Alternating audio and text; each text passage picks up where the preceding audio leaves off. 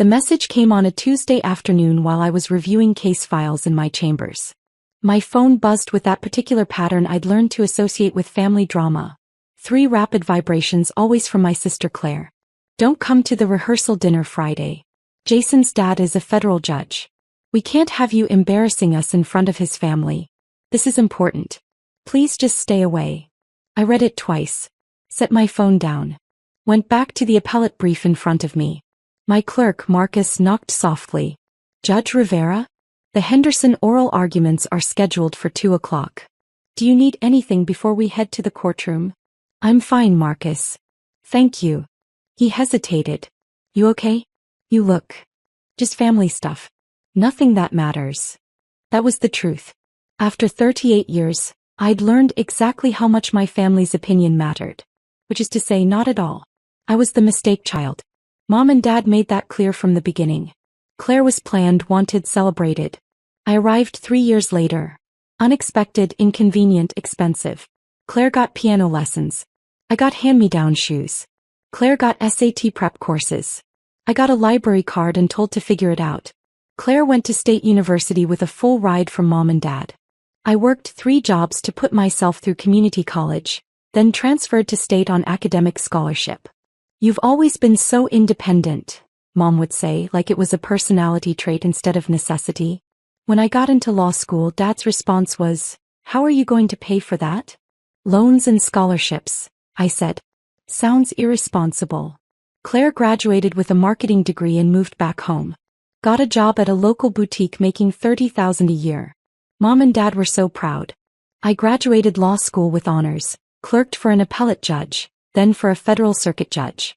Worked as a public defender for 6 years. Applied for a federal judgeship at 35.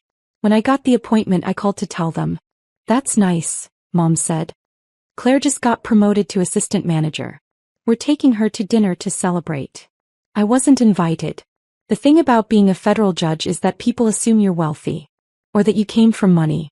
Or that someone handed you the position. The truth is messy. I spent 6 years defending people who couldn't afford lawyers. I learned to see past the charges to the humans underneath. I built a reputation for fairness, for thorough research, for asking the hard questions that other attorneys missed. When Judge Patricia Harrison, 9th Circuit Court of Appeals, needed a clerk, I applied. She hired me based on my trial record and my written opinions in mock court during law school. I spent 3 years learning from one of the sharpest legal minds in the country. Judge Harrison became my mentor. My reference. My advocate.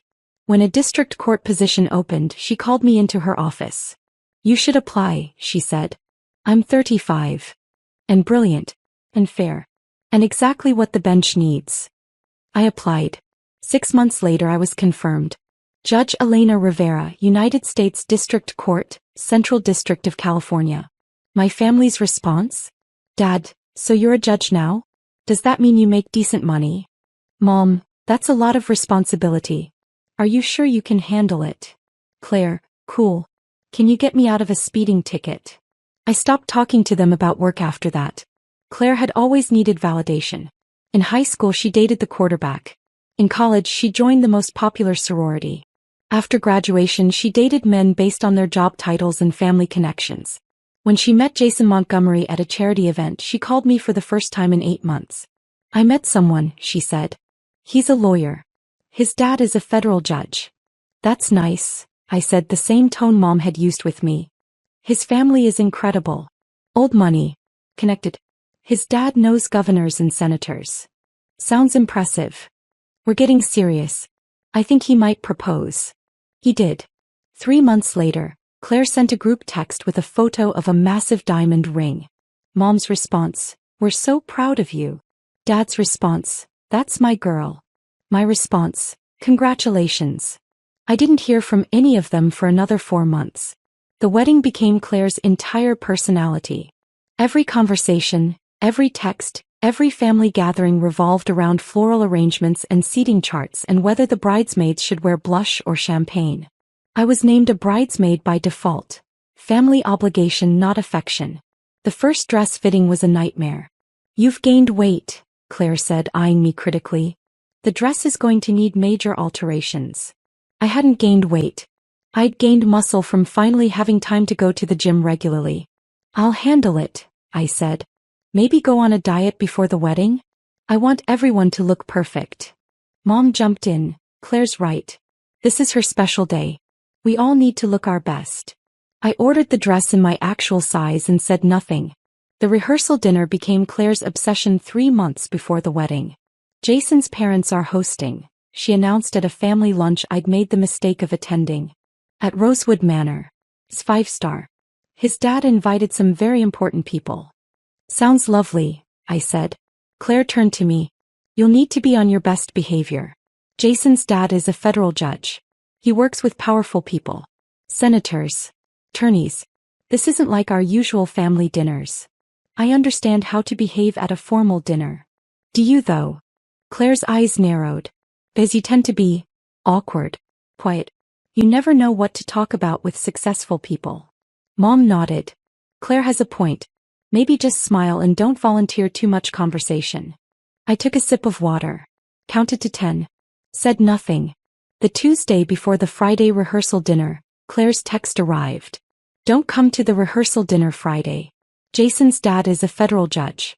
We can't have you embarrassing us in front of his family. This is important. Please just stay away. I stared at it for a long moment. Then a second text. Mom and Dad agree. You can come to the wedding, but the rehearsal dinner is for important guests only. A third text. Don't make this a big thing. Just stay home. I took a screenshot. Saved it to a folder I'd been keeping for years. Evidence of exactly who my family was.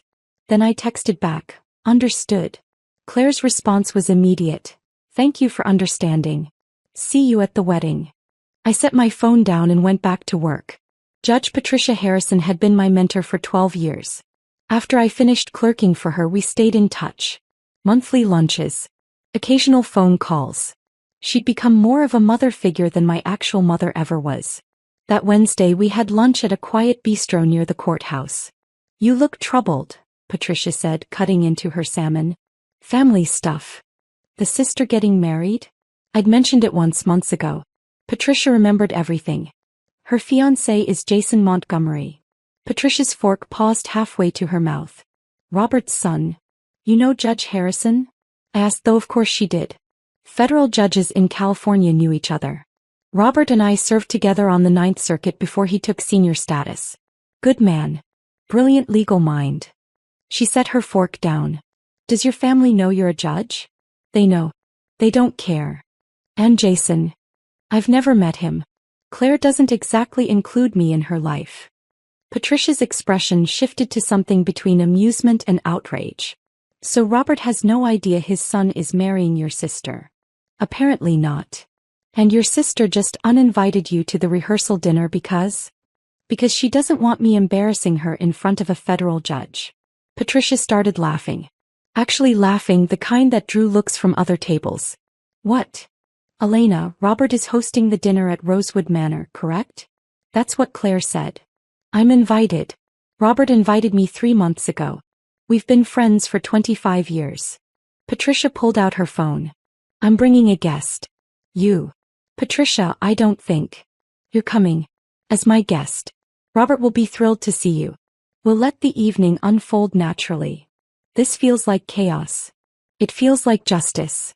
Patricia's smile was fierce. Your family has spent your entire life dismissing you. Time for a reversal. Friday arrived with California sunshine and my complete indifference to Claire's wedding drama. I had a morning docket, 3 motions to dismiss, 2 discovery disputes and a sentencing hearing. I handled them with my usual attention to detail, signed the necessary orders and left the courthouse at 3 o'clock. Patricia had insisted on picking me up. Arrive together, she'd said. Make an entrance. I wore a navy dress. Simple, elegant, appropriate for a formal dinner. My hair in a low bun. Minimal jewelry except for the pearl earrings Patricia had given me when I was appointed to the bench. Patricia arrived at 6:15 in a black car service vehicle. You look perfect, she said as I slid into the back seat. Ready for this? I'm ready to watch my sister's face when Judge Harrison recognizes me. Robert is going to love this. He hates pretension. Always has. The drive to Rosewood Manor took 20 minutes. The restaurant was exactly as pretentious as I'd imagined. Stone facade, valet parking, a doorman in a literal top hat. "Here we go," Patricia said as we stepped out. Rosewood Manor's private dining room was stunning. Crystal chandeliers, floor-to-ceiling windows overlooking a garden, tables set with china that probably cost more than my first car. I spotted my family immediately. Mom and Dad at the head table dressed like they were meeting royalty. Claire in a white cocktail dress, laughing too loudly at something Jason's mother said. Jason himself, tall, handsome, every bit the successful attorney Claire had described. And at the center of it all, Judge Robert Harrison, 72 years old, silver hair, sharp eyes, senior status on the Ninth Circuit Court of Appeals. One of the most respected legal minds in California. Patricia and I paused at the entrance. Claire saw me first. Her face went from laughing to confused to absolutely horrified in under 3 seconds. She stood so quickly her chair scraped against the floor. "What are you doing here?" The room went quiet. "I'm Judge Harrison's guest," Patricia said smoothly before I could respond. Robert Harrison turned. His face lit up. "Patricia, there you are." Then his eyes landed on me and he froze. Complete stillness. "Judge Rivera?" The room went silent. Not quiet. Silent. The kind of silence where you can hear crystal glasses trembling on tables. "Judge Harrison," I said calmly. "It's good to see you." Robert crossed the room in 4 long strides. "Elena. My God. What are you doing here?" "Patricia invited me. But I didn't know you." He looked around confused. Then his eyes landed on Claire. "On Jason." Back to me. "Wait. Are you related to?" "Claire is my sister." I watched him process this. Watched the connections form in his brilliant legal mind. "Your sister is marrying my son." "Apparently so." Claire made a sound half gasp, half choke. Jason stood. "Dad, you know her?" Robert's expression was pure confusion. "Know her?" "Jason, Judge Rivera clerked for me 15 years ago on the Ninth Circuit. She's one of the finest legal minds I've ever worked with." He turned back to me. "I had no idea you were related to Claire." "We don't exactly advertise our connection," I said. Patricia was smiling like Christmas had come early. Claire's fork hit her plate with a clatter that echoed through the silent room. "You're a judge." Claire's voice cracked. "You're actually a federal judge?" "District Court," I said. "Central District of California." "Since when?"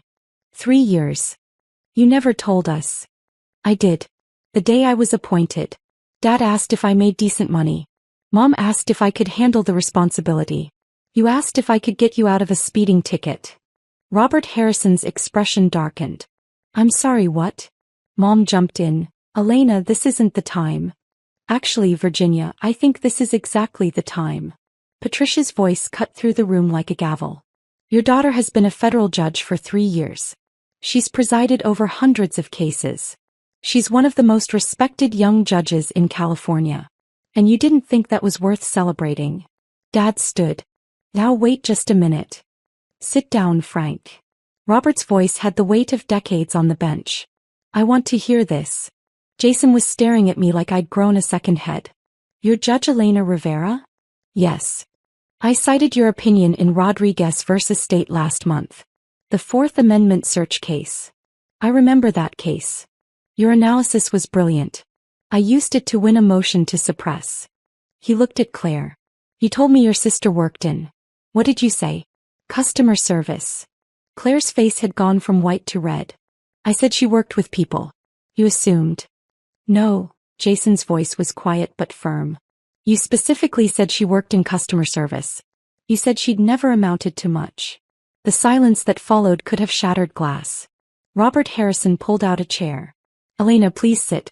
I think we all need to talk." Patricia and I sat. The entire room remained frozen. "How long have you known my father?"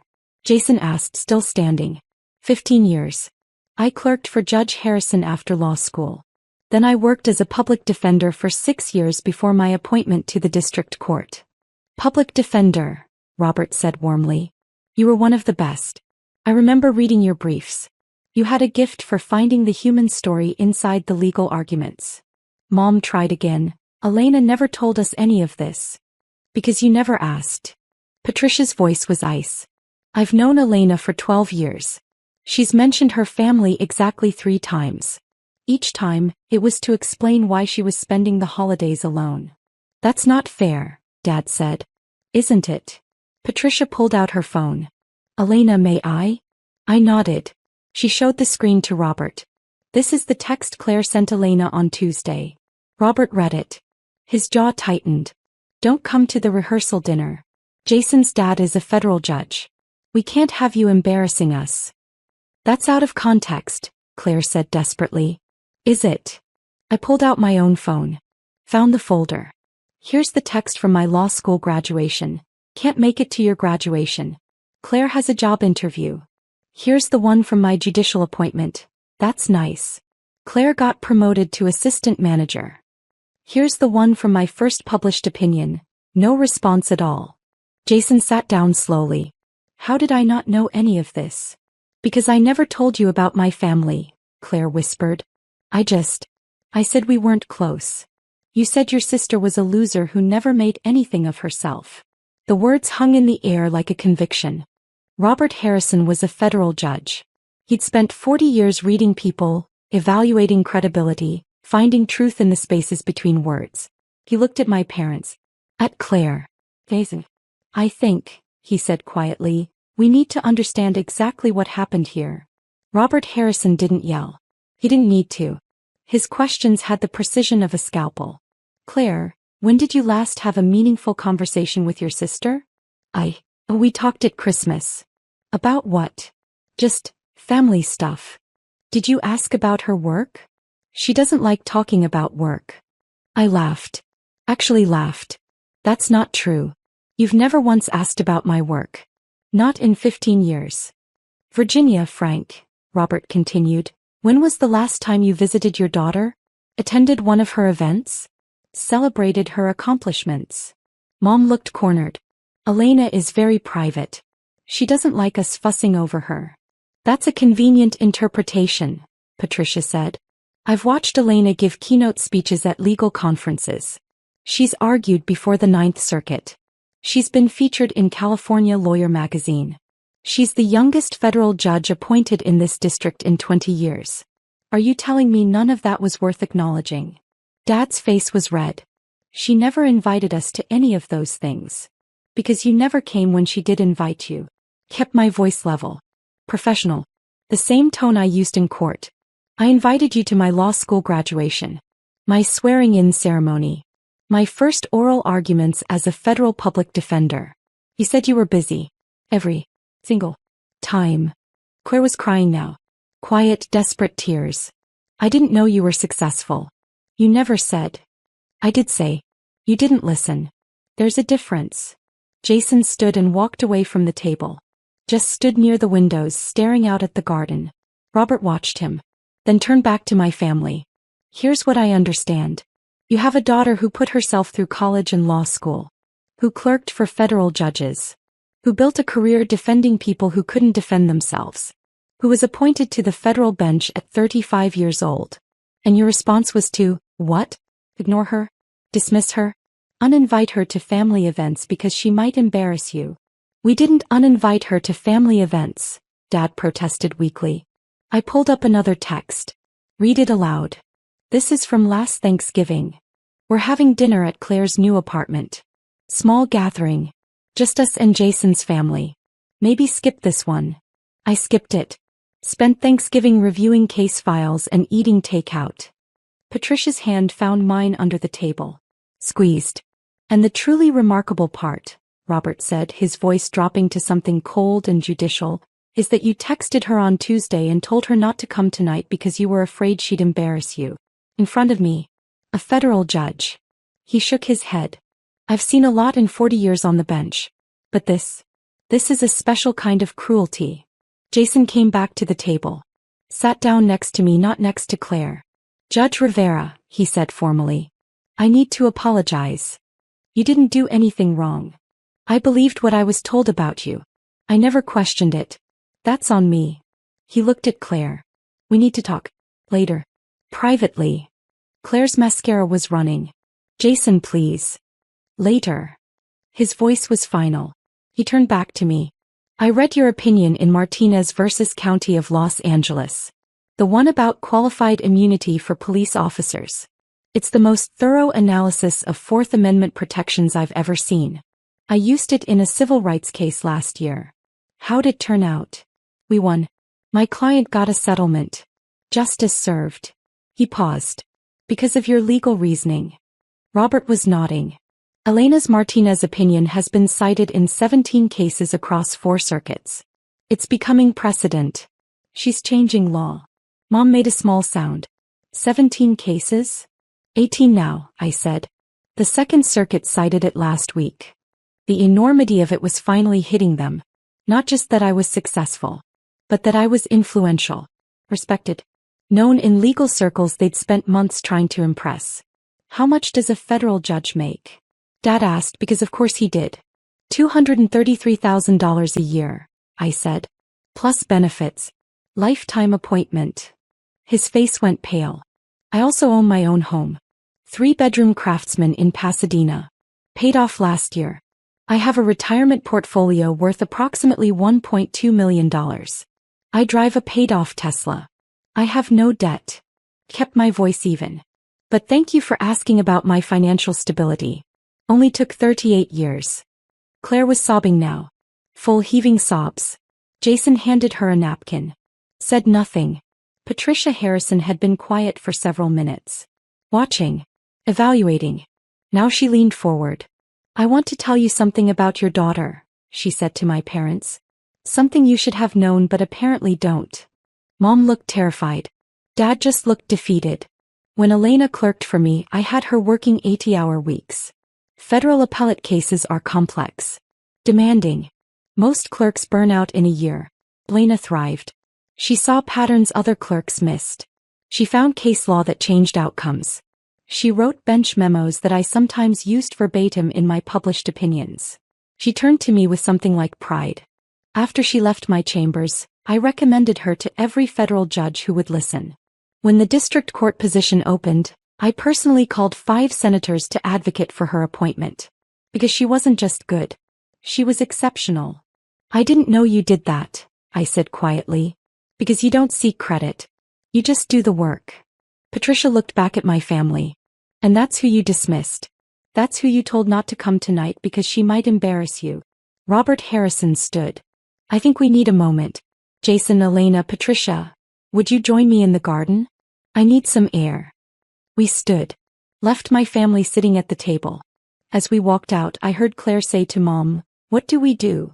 Mom's response, "I don't know." The garden behind Rosewood Manor was beautiful. Stone paths, night-blooming jasmine, soft lighting that made everything look like a painting. Robert lit a cigar. Offered one to Jason, who declined. "I'm sorry," Robert said to me. "I had no idea Jason's fiancé was related to you. If I had known." "You would have what?" "Told him not to marry her." "No. But I would have insisted she treat you with respect. I would have made sure Jason knew who you were." Jason was pacing. "I feel like an idiot." "You're not an idiot," I said. "You believed what you were told. That's normal. But I'm a lawyer. I'm supposed to verify sources. Question assumptions." He stopped pacing. Instead, I just accepted that my fiancé's sister was nobody important. In fairness to you, that's what my family has always believed. Patricia was watching me carefully. "How do you feel right now?" "Honestly, vindicated. But also sad." "Sad. Because this didn't have to happen this way. If they just cared. Even a little. We could have had a relationship. They could have been proud." I looked back at the restaurant. But they weren't capable of that. Robert took a long pull on his cigar. "What do you want to happen now?" "What do you mean?" "Do you want me to end this dinner? Send them home?" "I'm hosting. I have that authority." I considered it. The power in that moment was mine. Complete reversal. I could humiliate them the way they'd humiliated me for years. But that wasn't who I was. "No," I said. "Let dinner continue. But I'm not sitting at their table." "Done. You'll sit with Patricia and me. We'll have our own conversation. They can watch what it looks like when people actually value you." Jason looked at me. "Can I ask you something?" "Of course." "Do you want me to call off the wedding?" I blinked. What? Because if this is who Claire is, if this is how she treats family, I need to reconsider everything. Jason, that's between you and her. Not my decision. But you're her sister. In biology only. We don't have a relationship. Haven't for years. So whatever you decide it based on who she is to you. Not who she is to me. He nodded slowly. That's fair. But I need to think. Robert clapped his son on the shoulder. Take the time you need. Marriage is a lifetime commitment. Make sure you're committing to the right person. We returned to the dining room. The seating arrangement had quietly shifted. Patricia, Robert, and I sat at one table. Jason joined us after a moment's hesitation. My family remained at their original table. Claire, Mom, Dad, and Jason's mother, who looked thoroughly confused by everything happening. The first course arrived. Lobster bisque. Robert raised his glass. A toast. To Elena Rivera. One of the finest jurists I've had the privilege of working with. And to unexpected reunions. To Elena, Patricia echoed. We drank. Across the room my family sat in silence. The dinner continued. Robert told stories about cases we'd worked on together. Patricia shared memories from my clerkship. Late nights in chambers, arguments about constitutional interpretation, the time I found a Supreme Court precedent that completely changed our analysis. She was relentless, Patricia said fondly. I'd think we'd settled on an opinion, and Elena would come back with a case from 1952 that nobody had cited in 70 years but was directly on point. That's good lawyering, Jason said. He'd been quiet through most of the meal. That's brilliant lawyering, Robert corrected. Most clerks can find recent cases. Finding the overlooked precedents that change outcomes? That's art. I felt myself relaxing. This was my world. These were my people. Not the family that shared my blood, but the family I'd built through work and respect and shared values. The main course arrived. Filet mignon. Claire appeared at our table. Eyes red. Voice shaking. Can I talk to you? I looked up. We're in the middle of dinner. Please. Just 5 minutes. Robert stood. We'll give you privacy. Elena, if you want us to stay. It's fine. 5 minutes. They moved to the bar area. Claire sat in Patricia's vacated chair. I'm sorry, she said immediately. For which part? All of it. I didn't know you were a judge. I should have known. I should have asked. I should have cared. Yes. You should have. Can we fix this? I looked at my sister, really looked at her. Saw the designer dress, the expensive highlights, the ring that probably cost more than my first year of law school. I don't know, I said honestly. This wasn't one moment, Claire. This was 38 years of being invisible to you. Of being the embarrassment. The disappointment. The sister you hid from your successful fiancé. I didn't hide you. You told Jason I worked in customer service. You uninvited me to your rehearsal dinner because you thought I'd embarrass you. In front of a man who has known me and respected me for 15 years. Kept my voice level. That's not a misunderstanding. That's a choice. Years of choices. I want to fix it. Why? Because you're embarrassed? Because Jason's father thinks you're cruel? Or because you actually regret how you treated me? She opened her mouth. Closed it. Started crying again. That's what I thought, I said quietly. Jason returned to the table before Claire could respond. He'd been at the bar with his mother, their conversation looking tense. Claire, we need to go, he said. But the dinner is over. For us. He looked at me. Judge Rivera, I'm sorry for how this evening went. You deserved better. Thank you. He turned to Claire. Let's go. We need to talk. They left. Claire's eyes pleading with me one last time before Jason guided her toward the exit. My parents remained at their table looking small and uncertain. Robert, Patricia, and I finished our meal. Talked about cases. Gossiped about other judges. Discussed the upcoming bar conference. At 10 o'clock Robert called for the check. Elena, Patricia, thank you for being here tonight. This wasn't the evening I planned, but I'm glad the truth came out. Me too, I said. As we stood to leave, Dad approached. Can we talk? Tomorrow maybe. I don't think so. Elena, please. We're family. No, I said. You're people I'm related to. Family is people who show up. Who celebrate your successes. Who value you. I gestured to Patricia and Robert. That's family. Mom joined Dad. We want to make this right. You've had 38 years to make it right. You chose not to. I picked up my purse. I'm not angry. I'm just done. You can't mean that. I'm a federal judge. I mean everything I say. It's kind of the job. I walked out with Patricia and Robert. Left my parents standing in that beautiful dining room, finally understanding what they'd lost. The weekend following the rehearsal dinner was quiet. No calls from my family. No texts from Claire. Just silence. Monday morning I was back in chambers. Marcus brought me coffee and a concerned look. You okay? You seem lighter somehow. Family stuff resolved itself. Good resolved or bad resolved? Truthful resolved. Which is the same as good. That afternoon Jason Montgomery called my clerk to schedule a meeting. Personal or professional? I asked Marcus. He said professional. He has a case he wants to discuss. Pro bono civil rights matter. Put him on my calendar.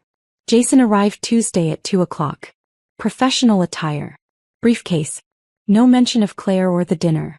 Judge Rivera, thank you for seeing me. What can I do for you? I'm representing a client who was wrongfully arrested. Fourth Amendment violation. I'm hoping to get before you for a motion to suppress. Has it been assigned to my court? Not yet. Random assignment. But I wanted to talk to you about the legal theory either way. We spent an hour discussing constitutional law. Jason was sharp. Prepared. Asked good questions. As he packed up to leave he paused. Can I ask a personal question? You can ask. Did you know who I was when we met Friday night? No. Patricia told me the day before. I'd never met you. But you came anyway. Patricia invited me. And I wanted to see the look on Claire's face when she realized who I was. He smiled. A real smile. Was it worth it? Completely. For what it's worth, I broke off the engagement. I sat back. Because of Friday? Because of what Friday revealed. Claire didn't just dismiss you. She built her entire identity around appearing successful while putting you down. That's not someone I want to marry. He closed his briefcase. My father was right. Marriage is a lifetime. I need someone who values people. Not status. I'm sorry. Don't be. You saved me from a mistake. He headed for the door. Turn back. I'd like to stay in touch. If that's appropriate. As colleagues. I'd like that. After he left, Patricia called. I heard Jason called off the engagement. News travels fast. Robert told me this morning. Claire called him crying. Begged him to talk to Jason. What did Robert say? That his son makes his own decisions. And that Claire had shown him exactly who she was. I leaned back in my chair. Looked at the framed photo on my desk. Patricia and me at my swearing-in ceremony. The family that mattered. How do you feel? Patricia asked. Free. 3 weeks after the dinner, Claire showed up at the courthouse. Security called my chambers. Judge Rivera, you have a visitor. Claire Rivera. Says she's your sister. Send her away. She's insisting it's important. I sighed. 10 minutes. Conference room B. Claire looked terrible. No makeup. Jeans and a sweatshirt. Hair in a messy ponytail. Thank you for seeing me, she said. You have 10 minutes. Jason won't return my calls. His dad won't help. Mom and Dad are devastated. Everything's falling apart. And you want me to fix it? I want you to tell me how to fix it. I leaned back in my chair. You can't. Jason made his choice. Based on who you showed him you are. That's not fixable with an apology. But you could talk to him. Tell him I've changed. Have you? She blinked. What? Have you changed? Or are you just upset that you lost something you wanted? Silence. That's what I thought. I stood. Claire, I'm going to tell you something and I want you to really hear it. You spent 38 years treating me like I was worthless. You convinced yourself I was a failure to make yourself feel successful. And when the truth came out, when you realized I was everything you pretended to be, your first instinct wasn't to apologize. It was to figure out how to use my connection to fix your problem. That's not. It is. Even now. You're not here because you're sorry. You're here because you want something from me. Her face crumpled. I don't know how to be different. Then figure it out. but do it away from me. I called security. Had them escort her out. That was the last time I saw Claire. 6 months later, Mom sent an email. Subject: can we talk? I deleted it. A month after that, Dad sent a letter to my chambers. Marcus handed it to me with a questioning look. Family drama, I said. The letter was 3 pages. Apologizing. Explaining. Asking for another chance. I filed it. Didn't respond. 3 months after that, Claire sent a wedding invitation. Not to Jason, she'd apparently moved on. Some guy named Brad who worked in finance. I didn't RSVP. Patricia asked me about it over lunch. Do you ever regret cutting them off? No. They had 38 years to be my family. They chose not to. I'm not obligated to give them a 39th. No regrets about Jason? Jason made the right call. He deserves someone better than Claire. He's dating someone from his firm. Another civil rights attorney. Seems happy. Good for him. Patricia studied me. You really are okay with all this? I am. Because I learned something important. Family isn't biology. It's choice. You choose me. Robert chooses me. My colleagues, my clerks, the attorneys I mentor. They choose me. That's enough. More than enough, Patricia said. That's everything. 2 years after the rehearsal dinner that ended everything, I was nominated for the 9th Circuit Court of Appeals. Patricia called me screaming. Actual screaming. You're going to the appellate court. If I'm confirmed, you'll be confirmed. Robert and I will make sure of it. The confirmation process took 8 months. Hearings. Background checks. Testimony from colleagues. Robert Harrison testified on my behalf. So did Patricia. So did Jason Montgomery, who'd become a close colleague and friend. Judge Rivera represents the best of the federal judiciary, Robert told the Senate committee. She's fair, thorough, brilliant. And she understands that justice isn't just about law, it's about humanity. I was confirmed 92-8. At 40 years old, I became one of the youngest judges ever appointed to the 9th Circuit Court of Appeals. The swearing-in ceremony was packed. Colleagues, attorneys, law students, people I'd mentored and worked with. Patricia stood beside me. Robert administered the oath. In the back of the room I saw a familiar face. Claire. She'd somehow found out about the ceremony. After I took the oath, after the applause died down, she approached. Congratulations, she said. Thank you. I'm proud of you. I looked at my sister. Really looked at her. Saw someone I used to know. Used to be related to. Used to hope would love me. I appreciate that, I said. But it doesn't change anything. I know. I just wanted you to know. She left. I watched her go. Patricia appeared at my elbow. You okay? Perfect. She came. She did. Doesn't matter anymore. And it didn't. Because I was surrounded by people who'd chosen me. Who'd celebrated every step of my career. Who'd believed in me when I was a clerk, a public defender, a district judge, and now an appellate judge. That night, Robert hosted a dinner. Small. Intimate. Just the people who mattered. Jason was there with his girlfriend Sarah, who'd argued before me twice and won both times. Patricia. Marcus, my loyal clerk. 3 other federal judges I'd worked with over the years. We toasted. Told stories. Laughed about cases and conference arguments and the time I'd accidentally called a senior judge by the wrong name in oral arguments. At the end of the night, Robert raised his glass one more time. To Elena Rivera. Who proved that family isn't about blood. It's about who shows up. Who believes. Who stays. To Elena, they all echoed. I looked around the table. At the faces of people who valued me. Respected me. Loved me. This was family. This was everything. And my sister, sitting somewhere alone realizing what she'd lost, would never understand that the moment she dreaded most, the moment she tried to prevent by uninviting me to her rehearsal dinner, was the moment I'd finally been set free. Free to find the family I deserved.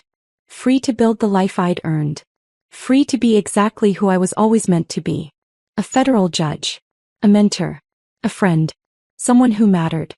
Not because my family finally recognized it, but because I'd built a life where recognition came from people who actually knew how to give it.